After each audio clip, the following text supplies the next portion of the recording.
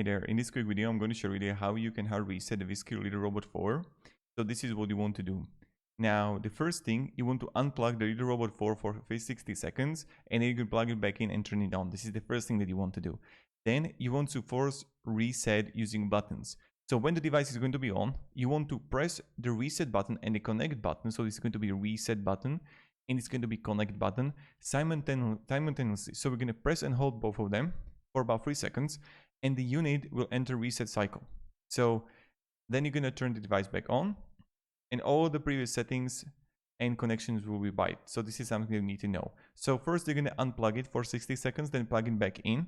Then the device is going to be still on. Press the reset button and connect button simultaneously, and you want to hold the buttons for about 3 to 5 seconds and it should reset. So that's pretty much it. Thank you very much for watching and have a great day and goodbye.